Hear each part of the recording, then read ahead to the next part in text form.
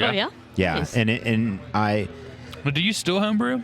Oh, hell nah, man. ain't got When time do for I that. have He time ain't for got that time shit? for that. I ain't got time for that shit. No, I don't. I have all my equipment, but once I started commercially brew, I don't have time to wash my laundry, bruh. So if when am I you- going to find time to home brew? If you had the time, would you still want to? Or are you... Were you still happy to kind put of- that away? Right. No. I truly enjoyed it, but doing commercial brewing, full-time job and commercial brewing, maybe it'd be different if my full-time job was commercially brewing. Maybe I would do some of that in my off time. I don't know. I'm not sure. But I tell you that the love and the passion that I have for brewing it's not gone. It's just I get to vent that out in a bigger than a 5-gallon scale currently. The other thing too is that passion came from early on, being interested in craft beer, but it also spawned from cooking. I really loved cooking, which drew me to, oh man, if I can cook, then if I had the right equipment, I could really dig into making beer. Yeah, what kind of recipe? What kind of cooking are you? Are you a meat guy or baking guy or what's? Breads? Desserts? So I'm Fondue? not really a baking guy. However, I can really make. I can do good. I have a good base for pizza dough, and then dessert pizza dough. I do. From a savory aspect, Okay. I like making savory food. As far as the desserts, I make a good dessert pizza dough, and then I make dessert pizzas. Sure. What's a dessert pizza for my like an apple cinnamon? Is that all I'm going with? I Like could do that. What's kind of a dessert pizza? So my That's first, all that I think of, too, typically, with dessert pizzas. My first job that I was paid for was in the food service industry, and then I worked for a pizza place that did many different pizzas, pastas, salads, soups. All kinds of different things. It was a buffet style place, and I just made a bunch of stuff, all kinds of stuff, lasagnas, baked barbecue chicken. I would make all kinds of gourmet pizzas and pastas and salad, all this stuff. Anyway, so our dessert pizzas, you start with a dough base, and then you'd use an alternative. Obviously, you're not going to use pizza sauce or garlic butter. Some of this stuff is proprietary, so I'm not going to put it out there. But if you think of dessert and you think of wanting to make a dessert pizza, there's some logical steps that you would take to make, instead of a sauce, a base for a pizza. Maybe like custards, or could do a custard. You could do a custard. Like it could be as simple as a custard with maybe some additions like chocolate chips and maybe powdered sugar on the top. Or it could be something that you would put on there, and that would rise while it was in the oven baking. And then what you would do prior to putting in the oven is put your additives, accoutrement onto the. So what would a stuffed crust dessert pizza look like? What would the stuffing be? Okay. Like a cannoli? That's exactly what I was thinking. Cannoli or something. So we didn't stuff any crusts, but if That's the what she concept. said. If the concept played out, very good. If the concept played out, you would have, of course, an extra large dough, and then you would put things in the crust. Honestly, cannolis probably would work better individually than a cannoli crust itself. Almost like a chocolate covered. Ooh, what about having like chocolate rolled into the crust? That's so you what have like a chocolate ganache in the stuffed crust, and then. Yeah, I did. At that place, they were creative enough to create a cannoli style pizza itself. So there were, the typical cannoli cheeses you would put together with powdered sugar. I'm not telling any trade secrets. I mean, Right, if you're this going to is make also something if you're you going to come make up with on cannoli your filling, own. you're going to use these cheeses and this powdered sugar, and then you can put, say chocolate chips to make it simple, and then you make your, cannoli pizza. Say, that Sounds kind of thing. delicious. Sorry, I've got us all the way off the rails, Hey, but that's fine. Not Yeah. a problem. I was interested if you're one more cooking thing. Let's do Are it. you Yeah. It goes into tied back to shift beers. Have you joined the Traeger crew with them? I have not. And it's not. It has less to do with. It has more to do with the time I have to spend to it, Sure. and less to do with. Do I like it, or would I think I like it, or could I dig into it and make it great? It Right.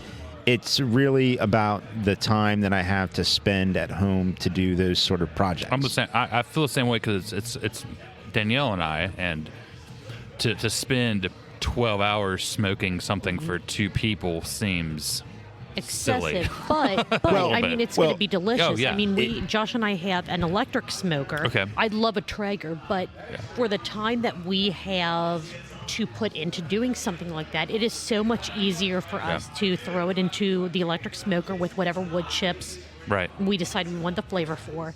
In the app that it connects to on the phone, put in, okay, we're putting in a 10-pound brisket or, X pound turkey, whatever we're putting in there, hit the button, and it just does it. We Right. don't have to go down there. We still check it throughout Yeah, the sure. smoking process just to make sure I mean, don't get me wrong. nothing's I'm on looking fire. for but any yeah. excuse to stay up all night or get up early and then start drinking and smoking meat. Yeah, That sounds yeah. wonderful. I don't know that my Do you really need an excuse? I mean, all you need to do is No. tell Danielle, I just- hey, I'm taking care of dinner tonight. It's going to take me a few hours, but it's going to be amazing. She will say, Oh, she would "Do love it." Whatever, right, yeah. right. Yeah. So I do most of the cooking. Okay, okay. And I because I genuinely enjoy it. Yeah. I enjoy. I like to cook. I hate to bake. I Yeah. am not There a baker. is Pretty I'm much not a there. baker. Cow. Pretty Yeah. much there with you. And Yeah. for me, yes, I love to cook. I really love to smoke meat and grill meat and all those other things. I mean, I have had pretty decent setups at my house or previous places, but I just haven't had the time to commit to doing that sort of thing. So the only thing I have right now is a Weber kettle grill that I've used maybe 2 times in the past 12 months. Sure. But I know how to work that thing, and I make great food Yep. out of it. Yeah. Now, Yep. when the time comes where I've got time to spend, I mean, we're talking about off days, right? I don't have them. I don't. Yeah. Right. But when the time comes and I have time to spend to that sort of thing, having a smoker, electric smoker, or having a Traeger, those are all awesome things that are on the table, and I could definitely do some. I could get down with that, but just not there right now. I've got a lot of things going.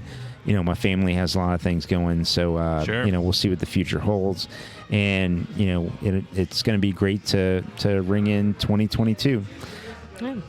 I think we should probably talk about the Cincy Brewcast we I think were so. on. The Cincinnati I've derailed Brewcast? us enough. I think. No, it was a great conversation. Brewcast.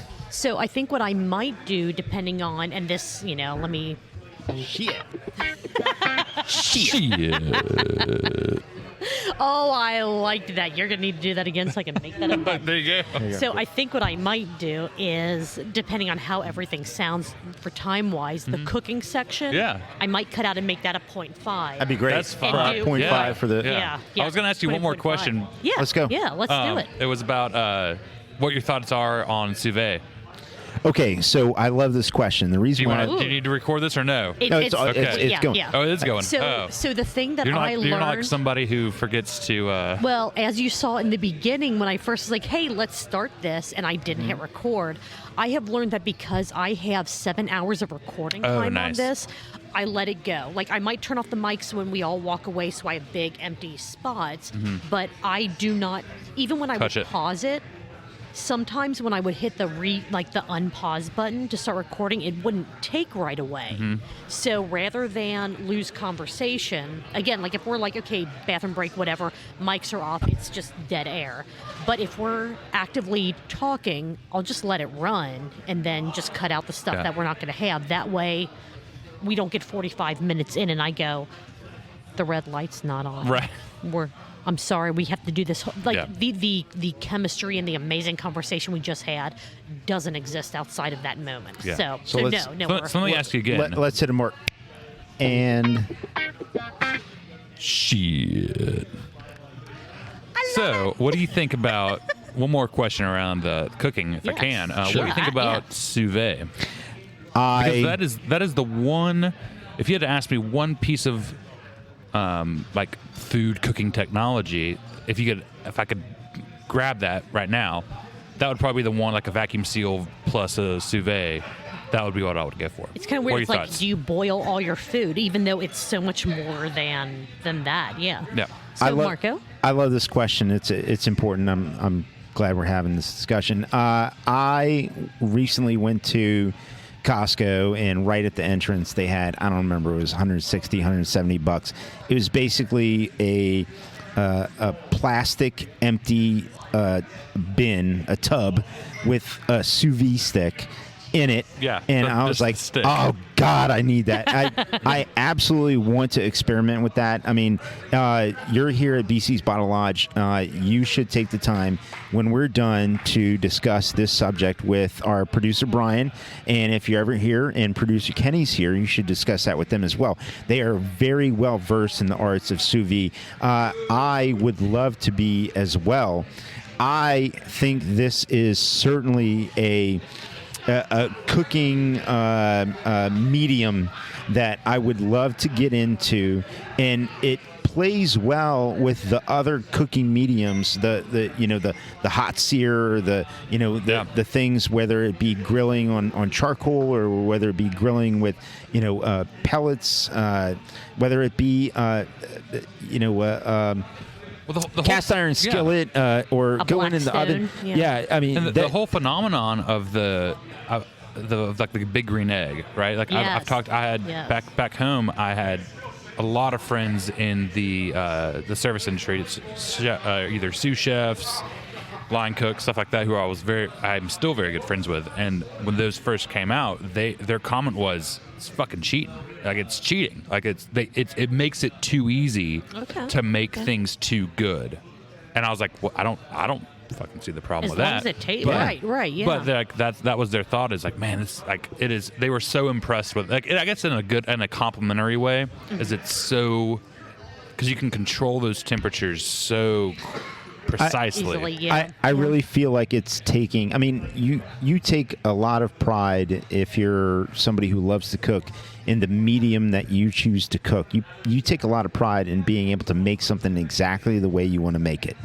This puts so much control into what you do, to where if you do this correctly and then you take and finish it properly, right. You are restaurant quality. Oh, certainly. To the degree you're already, anybody who really has a passion for, say, smoking meats or really digging into culinary arts already has issues with everyday mundane, let's say, restaurant chain steak, right? But when you can get to the point where you're at a very high-end place, and you're like, you know what? I really I've had steaks in my house. I've had steaks in my house that are just as good, if not better. And you get to that point if you really dig into the culinary arts that way, or and if you can do this technique successful, like, you can make that kind of stuff. And let me just say that the time and effort is there to several degrees, right? Like, you're not, this isn't, you have to plan this out. You have to know your steps. You have to know you have to know so many factors. You know, the size of the right. the cut. Yeah. You know, the thickness of the steak, all that. You really know what to. The temperature of what you're trying to attain, and then go at it. I am excited at one time to be able to dig into this medium. Honestly, I would love to see some sort of gift of that under the tree, but I also understand that I don't have the time. If you could pick a sous vide, or I could just like a vacuum sealer, because for me, vacuum seal, like, because I'll stir some shit up, I guess. Do it. No, do it. Do it. Being from the South, I've yet to truly have, to my standard, really good fried chicken up here. And that might make some people mad. I've had a few people that people recommend, and I've been to the ones that people recommend. Sure. But for me, like, I like watching videos and stuff like that, like be able to vacuum seal chicken with buttermilk in there, to be able to soak all that in, and then be able to fry it up. Sure. Well, I mean, Marco, you're from the South as you well. You are, so I feel like you're from the deep South. The deep South. Yeah. Yeah, like the swamp ass of the South. Yeah. I love fried chicken, but the tough part for me, obviously, is now that I know to get the chicken the way you want to get the chicken that way, and to taste that way. You know, the fat, the acids, you know, everything playing and melding together well. It doesn't work out for me, you know, from a dietary standpoint. Sure, and I'm not talking about counting carbs and all that stuff, but I can't have your buttermilk. You're not going to do a buttermilk. I can't have your buttermilk based fried chicken. I'm not telling you that's not the best way to do it. Right. And I'm not saying it is the best way either. It's what I like. I like the fried chicken the way that I like. I should have rephrased that, because I know I've had probably good, very like professionally like executed very well exactly what they wanted it to be fried chicken up here, but it hasn't been what I It's kind of like want. beer, to kind of pull this like somewhat back to stuff. It's kind of like beer. Like some people are like, oh, I like IPA, but they only want that West Coast, that very bitter, very hop forward.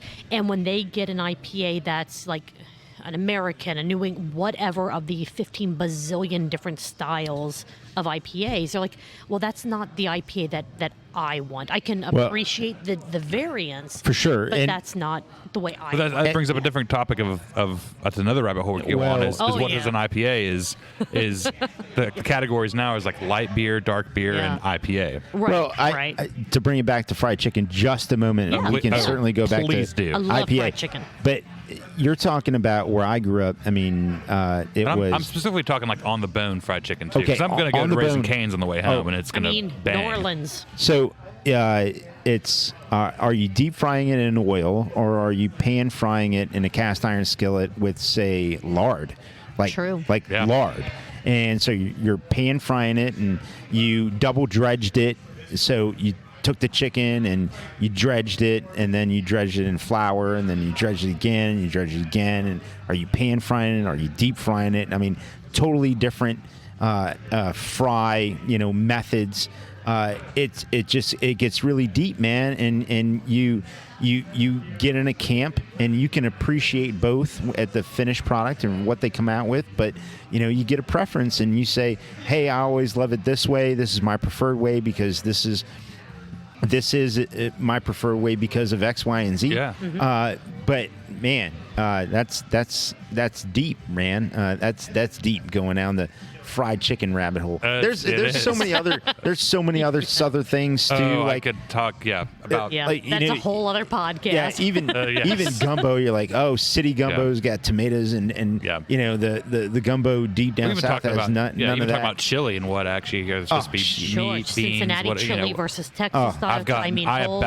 I'll be honest, I about got my ass beat at Braxton Brewing when I first moved up here. Yeah. So I was asking somebody about, and full disclosure, at this point I had not had Skyline, but nor do you have to. No. And I've since had it, and my official rating is it's fine. Yeah, it's fine. It's not bad. It's fine. I've been to Cincinnati my entire life, and my thoughts on Cincinnati side chili, it's okay. Yeah.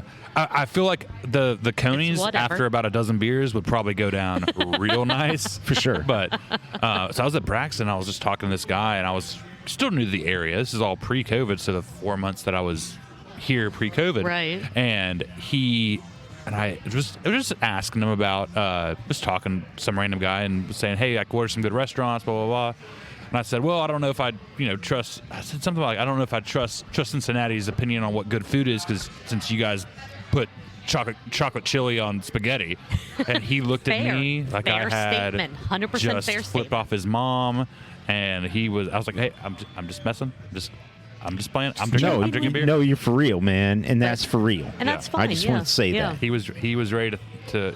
He wanted me to catch those hands, and I was not ready to catch them. So I might have bought him a beer, or I might have just talked him off the ledge and been like, "Hey, I'm just playing." Yeah. So I'm not huge.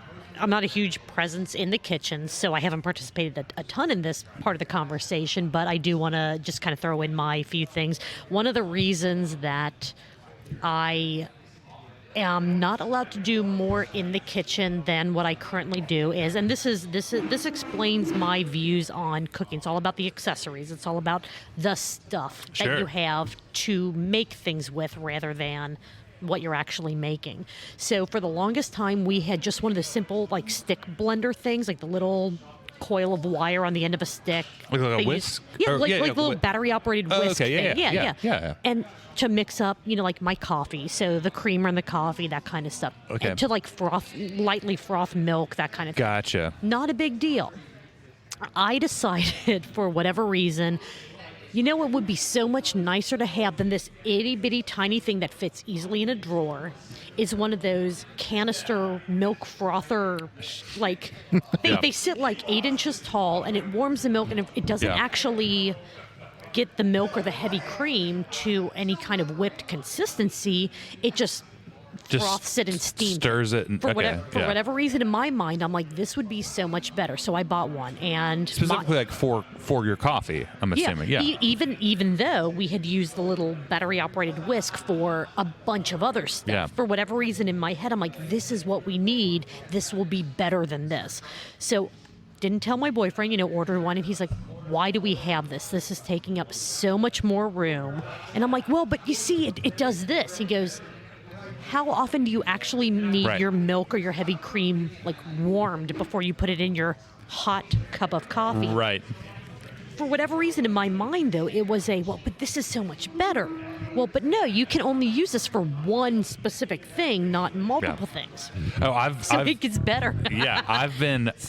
Danielle always asks me, like, are you ready to get an espresso maker? Are you ready? And she doesn't drink coffee. Yeah. And you're like, I drink coffee. So I drink coffee. I drink factory coffee. Yeah.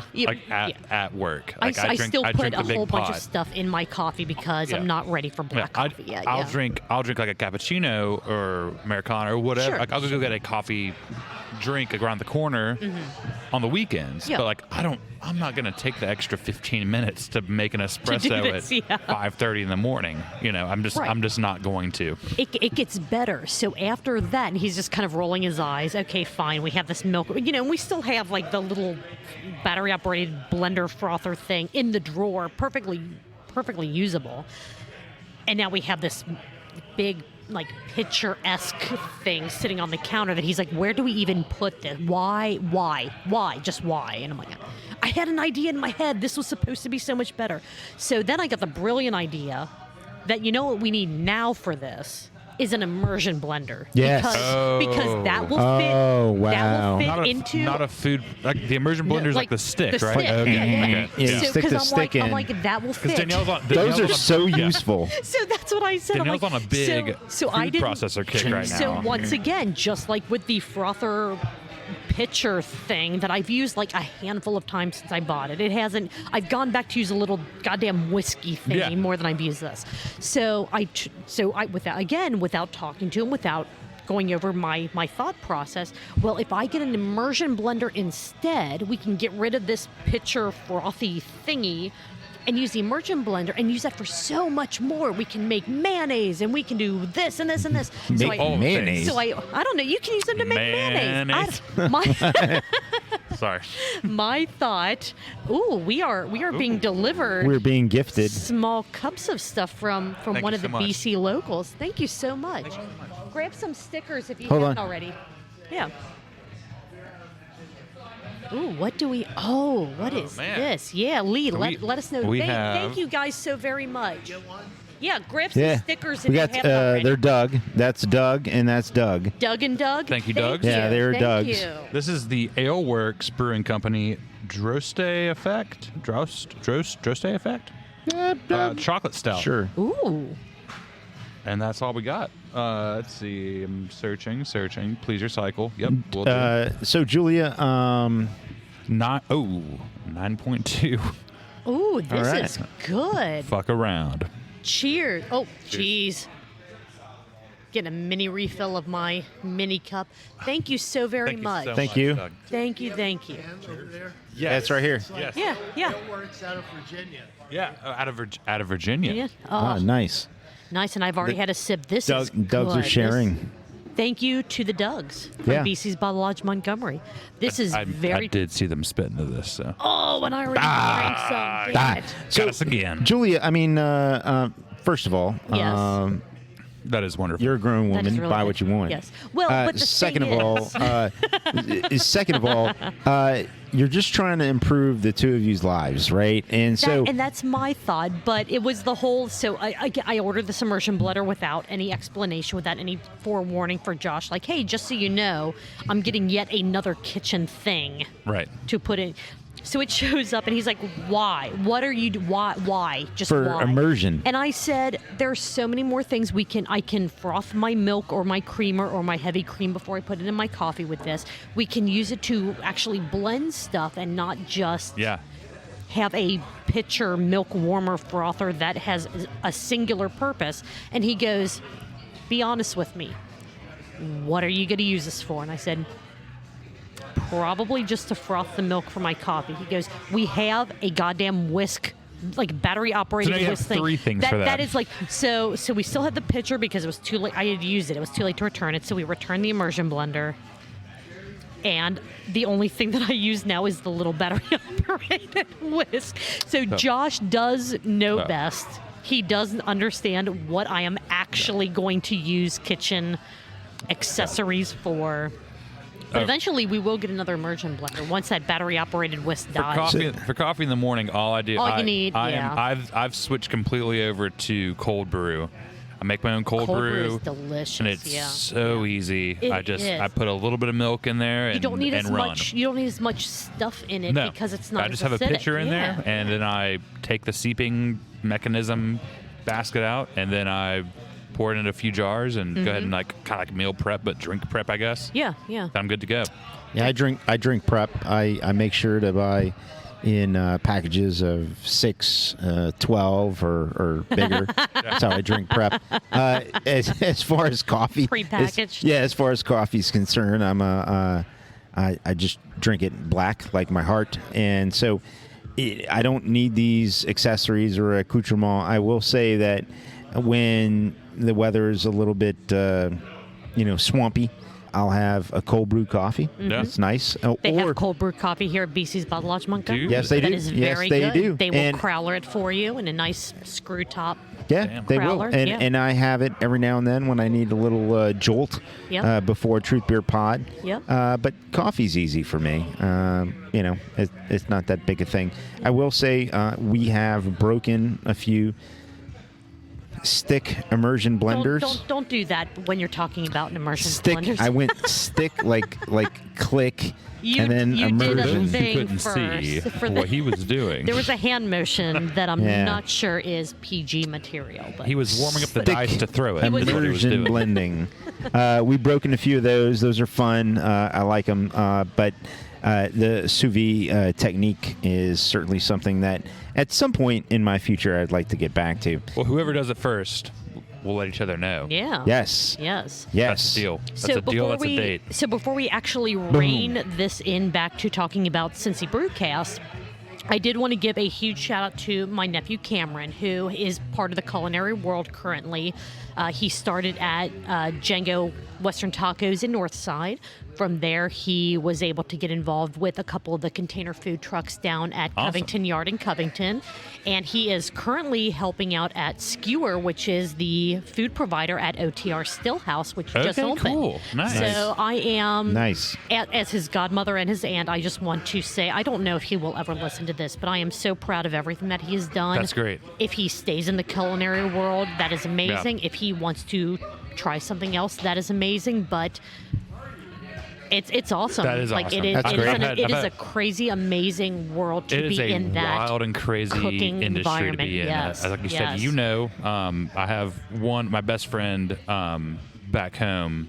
I'll give him a shout out, Jeremy. Yeah. He is the co-owner and sous chef, partial owner, I guess, of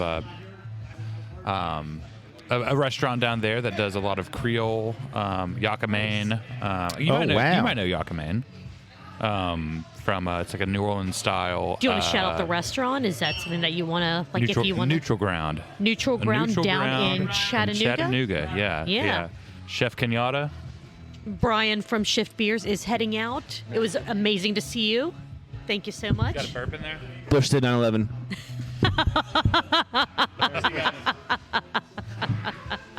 Always got to be starting some shit. But yeah, that he kills it down there. But yeah, the industry is it's a lot. When I used to work second shift, when I worked swing shift and would get off, that was they all work hard and they typically all play hard too. Yes, so, yes. yes, 100%. Yeah. And I don't think that I could make it in any part of the culinary world. Yeah. So mad props to everyone that is involved with it. If you're in Chattanooga, go to Neutral Ground. And if you're in Cincinnati, check out OTR Stillhouse and Skewer. Absolutely. Yeah. All right. Well, let's take a super, super quick break to kind of rein ourselves back in. Yep. And we are going to start talking about... I got to see a man about a horse, I think. Yeah, for sure. And I will also give a shout out to my sister and her wife who are in the culinary world down in Houston, Texas. Yeah. Hey, Crystal, April, love you. Merry Christmas. And I'm going to show everybody your workplace official chef's coat, Crystal. Ooh. So insider information. Looking really freaking sharp for Mahoney's down there. For those of you on the Platinum Patreon tier, you will be seeing this on the live stream. If you are not part of that, go to truthbeerpod.com and buy us a pint, and maybe you will be able to view the next live stream that we do. Okay. All right, we'll be right back. That was awesome. That was